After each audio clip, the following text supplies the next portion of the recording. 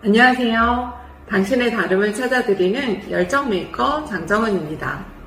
오늘은 세대를 불문하고 가장 고민을 많이 하는 주제, 저와 같이 엄마들이 더 고민을 많이 하는 주제, 바로 내가 과연 나 뭐 좋아하는 사람이지?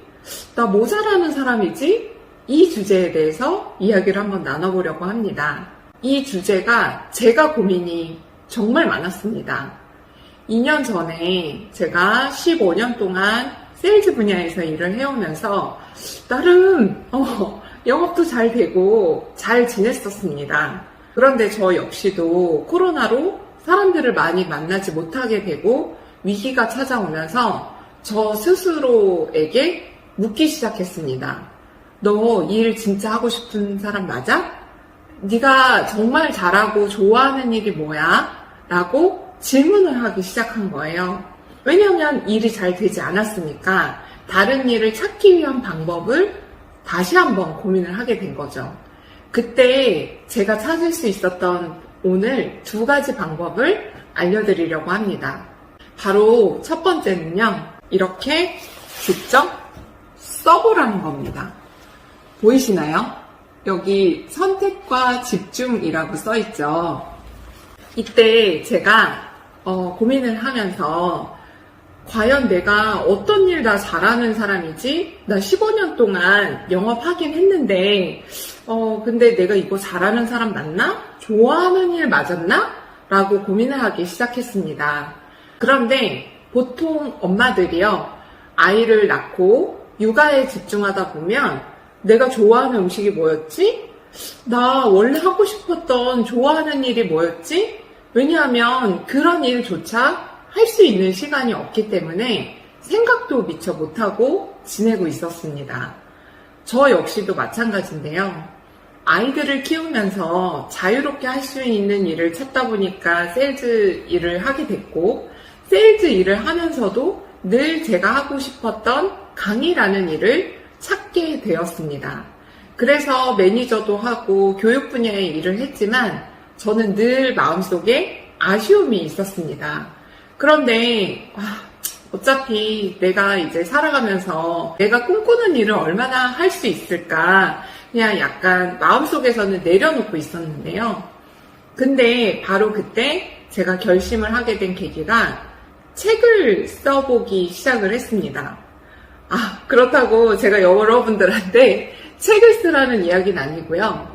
이렇게 책을 쓰게 되니까 제가 진짜 마음속 깊이 생각해왔던 일들을, 그리고 과거의 경험들, 그리고 제가 던지고 싶은 이야기들을 쓰기 시작했습니다. 여러분들이 좋아하는 일을 찾기 위해서 제가 해보라고 하는 거는 글을 쓰기보다는 내가 정말 하고 싶은 일, 좋아하는 일을 20가지를 먼저 우선순위를 나눠서 써보라고 말씀을 드리고 싶습니다. 보통은 마음속에 그리고 머릿속에만 생각을 하지 깊은 곳에 있는 이야기들을 써보는 행위를 잘 해보지 않습니다. 그런데 놀라운 것은 제가 종이에 쓰기 시작하니까 정말 제 마음이 나오기 시작했어요.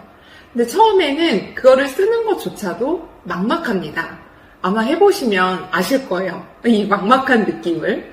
그런데 그거를 생각날 때마다 1가지, 2가지 써보기 시작하고 그 중에 우선순위를 나눠서 제가 제 마음을 들여다보면 내가 가장 하고 싶었던 일이 이거였구나 라고 보이기 시작합니다.